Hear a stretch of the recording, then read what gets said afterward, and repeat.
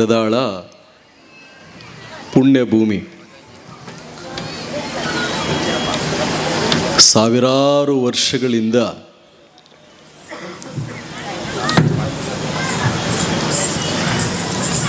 ಸರ್ವಶಕ್ತ ಭಗವಂತ ಅಥವಾ ಶಕ್ತಿ ಜಗತ್ತನ್ನು ಏನು ನಡೆಸುತ್ತೋ ಅದೊಂದು ಶಕ್ತಿಯೇ ಆಗಿರಲಿ, ದೇವರೇ ಆಗಿರಲಿ, ಜ್ಞಾನವೇ ಆಗಿರಲಿ, ಅದೆಲ್ಲವನ್ನು ಪೂಜಿಸಲಿಕ್ಕೆ ಒಂದೇ ಒಂದು ಭಾಷೆ, ದೇವ ಭಾಷೆಯಾದಾಗಿ ಸೀಮಿತವಾದ ಕಾಲಕ್ಕೆ ದೇವರು ಅಂದರೆ ಯಾರು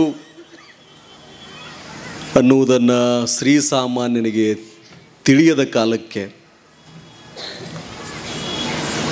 ಜೀವನ ಅಂದರೆ ಏನು, ಯಾವುದು ಸರಿ ಯಾವುದು ತಪ್ಪು, ತಾಯಿ ಅಂದರೆ ಯಾರು, ತಂದೆ ಅಂದರೆ ಯಾರು, ನಿಜವಾದ ಧರ್ಮ ಅಂದರೆ ಯಾವುದು, ಕೆಲಸ ಅಂದರೆ ಏನು,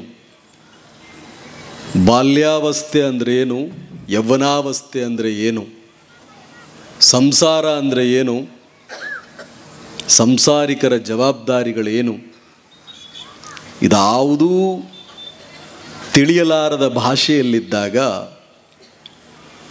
ಅದನ್ನು ಸಾಮಾನ್ಯ ಜನರಾಡುವ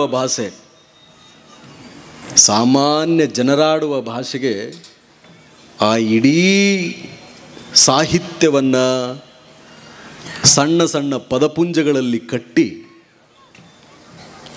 ಒಬ್ಬ ಮಹಾತ್ಮ ತನ್ನ ಸುತ್ತಮುತ್ತಲಿದ್ದ ಎಲ್ಲ ವಾತಾವರಣವನ್ನು ನೋಡಿ ಇದಾ ಜೀವನ, ಇದಾ ದೇವರನ್ನು ಪೂಜಿಸುವ ಪರಿ, ಇದಾ ಸಮಾಜವನ್ನು ಮುನ್ನಡೆಸಬೇಕಾದ ರೀತಿ ಅಂತ ಹೇಳಿ ಅದನ್ನು ಪ್ರತಿರೋಧಿಸಿ ಒಂದು ಅನುಭವ ಮಂಟಪವನ್ನು ಸ್ಥಾಪನೆ ಮಾಡಿ, ಆ ಅನುಭವ ಮಂಟಪ ಎಲ್ಲರಿಗೂ ಸೇರಿದ್ದು. ಜಗತ್ತಿಗೆ ಭಾರತದ ಕೊಡುಗೆ, ರಾಜ್ಯದ ಕೊಡುಗೆ, ಇಡೀ ಮನುಕುಲದ ಕೊಡುಗೆ ಶರಣ ಸಂಸ್ಕೃತಿ. ನಿಜವಾಗಿಯೂ ಕೂಡ ಈ ಕಣ್ಣುಗಳೇನು ಮಾಡಬೇಕು, ನನ್ನ ಕಣ್ಣುಗಳು, ಒಬ್ಬ ಮನುಷ್ಯನ ಕಣ್ಣುಗಳು ಏನು ಮಾಡಬೇಕು ಅನ್ನೋದನ್ನು ಹೇಳಿಕೊಟ್ಟ ಅನುಭವ ಮಂಟಪ. ನಾಲಿಗೆ ಓದಿದ್ದೀವಿ, ಬರೆದಿದ್ದೀವಿ, 4-6 ಊರುಗಳನ್ನು ಸುತ್ತಿದ್ದೀವಿ, 4-6 ಪುಸ್ತಕಗಳನ್ನು ಓದಿದ್ದೀವಿ. ಆದರೆ ಸುತ್ತಿದ ನಂತರ, ಓದಿದ ನಂತರ, ತಿಳಿದುಕೊಂಡ ನಂತರ ನಾಲ್ಗೆಯಿಂದ ಬರಬೇಕಾದ ಮಾತುಗಳು ಎಂತಹದ್ದಿರಬೇಕು, ಅದು ಮನಸ್ಸುಗಳನ್ನು, ಮನೆಗಳನ್ನು, ಊರುಗಳನ್ನು ಕಟ್ಟುವಂತಿರಬೇಕೆ ಅಥವಾ ಒಡೆದು ಹಾಕುವಂತಿರಬೇಕೆ? ನಾವು ಹಾಡೋ ಹಾಡು, ಹಾಕೋ ಹೆಜ್ಜೆ, ಬರೆಯುವ ಸಾಹಿತ್ಯ, ಮಂಡಿಸುವ ಚಿಂತನ, ಇದು ಯಾವುದೇ ತಾರತಮ್ಯಗಳಿಲ್ಲದೆ ಎಲ್ಲರನ್ನೂ ಕೂಡ, ಎಲ್ಲರಲ್ಲೂ ಇರುವ ಭಗವಂತನನ್ನು ಕಾಣುವಂತಿರಬೇಕೆ, ಕಂಡೂ ಕಾಣದಂತಿರಬೇಕೆ ಅನ್ನುವುದನ್ನು ವಚನಗಳ ಮೂಲಕ 8ನೇ ಶತಮಾನದಲ್ಲಿ ಸಾಮಾನ್ಯ ಆಡುವ ಭಾಷೆಯಲ್ಲಿ ಹೇಳಿಕೊಟ್ಟ ಮಹಾನ್ ಕ್ರಾಂತಿ ಶರಣ ಸಂಸ್ಕೃತಿಗೆ ಸೇರಿದ್ದು. ಒಬ್ಬ ಪೊಲೀಸ್ ಅಧಿಕಾರಿಯಾಗಿ 16 ವರ್ಷಗಳ ಕಾಲ ಸೇವೆಯನ್ನು ಮಾಡಿ ಈ ರಾಜ್ಯದ ಕಲಬುರಗಿ, ಇದೇ ನಮ್ಮ ಬೆಳಗಾವಿ, ವಿಜಯನಗರ ಜಿಲ್ಲೆ, ಬಳ್ಳಾರಿ, ದಾವಣಗೆರೆ, ಹಾಸನ, ಶಿವಮೊಗ್ಗ, ಮೈಸೂರು, ಬೆಂಗಳೂರು, ಇದು ಎಲ್ಲ ಕಡೆ ಸುತ್ತಿ ಪ್ರತಿನಿತ್ಯ ಜನರ ಕಷ್ಟಗಳನ್ನು ಕೇಳಿ ನನಗೆ ಗೊತ್ತಿದೆ, ಇಂದೂ ಕೂಡ ಅದು ಅಸಾಧ್ಯ. 12ನೇ ಶತಮಾನದಲ್ಲಿ ಏನಾಯ್ತೋ, ಅಂದಿನ ಶರಣರ ಮೂಲಕ ಏನಾಯ್ತೋ, ವಚನಕಾರರ ಮೂಲಕ ಏನು ಕ್ರಾಂತಿ ಆಯಿತೋ, ಇಂದೂ ಕೂಡ ಅಸಾಧ್ಯ.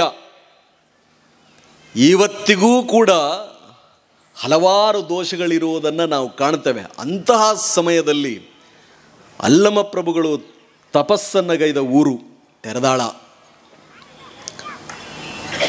ಪುಣ್ಯಭೂಮಿಗಳನ್ನು ನೋಡುವುದು, ಅಂತಹ ಪರಮ ಪವಿತ್ರ ಸ್ಥಳಗಳಲ್ಲಿ ಹುಟ್ಟೋದೇ ಒಂದು ಪುಣ್ಯ.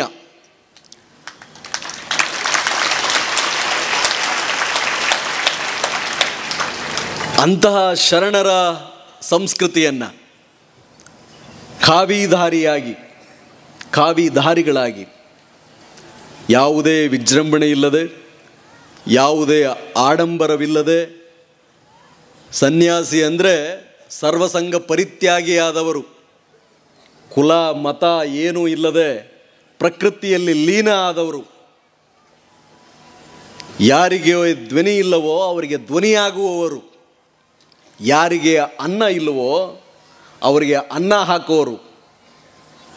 ಒಂದು ಕಡೆ ಆ ದಾಸೋಹ, ಯಾರಿಗೆ ಜ್ಞಾನವಿಲ್ಲವೋ ಅವರಿಗೆ ಅಕ್ಷರ ದಾಸೋಹ.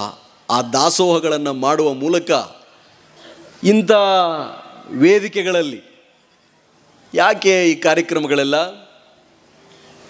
ಅಷ್ಟೊಂದು ಮಹಾನ್ ಪರಮ ಪೂಜ್ಯರೆಲ್ಲ ಬಂದು ಮಾತನಾಡುವ ಹಿನ್ನೆಲೆ ಏನು? ಅದರ ಹಿಂದೆ ಕಾರಣ ಏನು?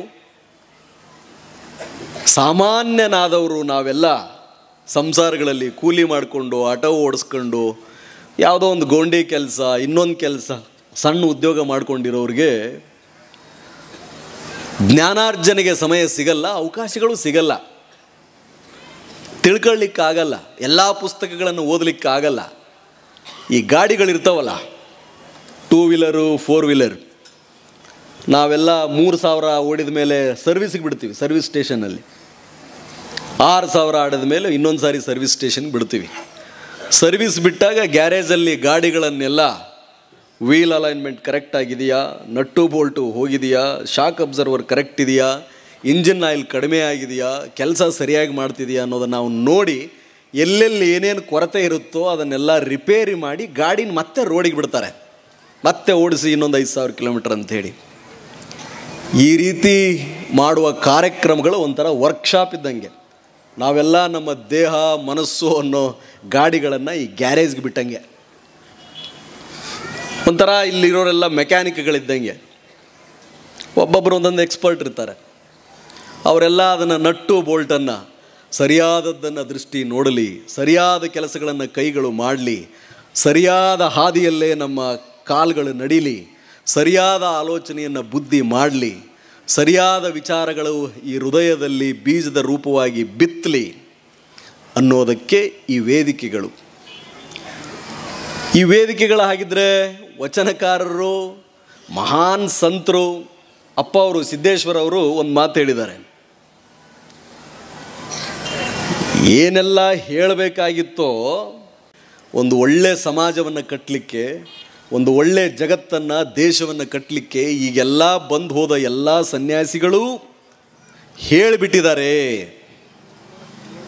ಹೇಳೋದೇನು ಬಾಕಿ ಉಳಿದಿಲ್ಲ. ಬಾಕಿ ಉಳಿದಿರೋದೇನು? ಪರಿಪಾಲನೆ ಮಾತ್ರ ಮಾಡಬೇಕಾಗಿದೆ. ಎಲ್ಲ ಏನೇನು ಹೇಳಬೇಕಾಗಿತ್ತೋ ಎಲ್ಲರೂ ಹೇಳಿಬಿಟ್ಟಿದ್ದಾರೆ. ಮಾಡಬೇಕಾಗಿದೆ, ಕೆಲಸ ಮಾಡಬೇಕಾಗಿದೆ. ಕೆಲಸ ಮಾಡಲಿಕ್ಕೆಲ್ಲ ತಿಳ್ಕೋಬೇಕಾ?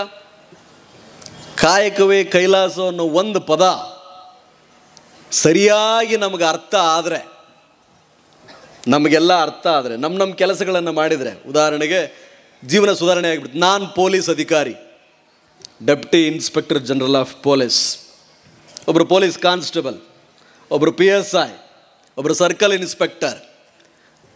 ಪೊಲೀಸ್ ಅಧಿಕಾರಿಯ ಕಾಯಕ ಕೆಲಸ ನೊಂದವರ ಕಣ್ಣೀರು ಒರೆಸೋದು. ಪೊಲೀಸ್ ಸ್ಟೇಷನ್ಗೆ ಯಾರಾದರೂ ಬಂದರೆ ಆದ ಗಾಯದ ಮೇಲೆ ಬರೆ ಹಾಕದೆ, ಉಪ್ಪನ್ನು ಹಾಕದೆ, ಹುಳಿ ಹಿಂಡದೆ ಆ ನೊಂದ ವ್ಯಕ್ತಿಯ ಕಣ್ಣೀರು ಒರೆಸೋದು. ಅದು ನಮ್ಮ ಕಾಯಕ. ಅಪ್ಪ ಅವರು ಶೂನ್ಯ ಸಂಸ್ಥೆಯ ಮೂಲಕ ದುಷ್ಟ ಚಟಗಳ ಭಿಕ್ಷೆ, ಸದ್ಗುಣಗಳ ದೀಕ್ಷೆ, ಅದೊಂದು ಸಂಕಲ್ಪ. ಅದು 1 ಲಕ್ಷ ರುದ್ರಾಕ್ಷಿ ಯುವಕರಿಗಾಗಿ ಕಾರ್ಯಕ್ರಮ. ಸಂಸ್ಕೃತಿ ಯಾವ ಸಂಸ್ಕೃತಿ? ಮನುಷ್ಯನನ್ನು ಮನುಷ್ಯನಾಗಿ ಬೆಳೆಸುವ ಸಂಸ್ಕೃತಿ. ತಪ್ಪು ಕಲ್ಪ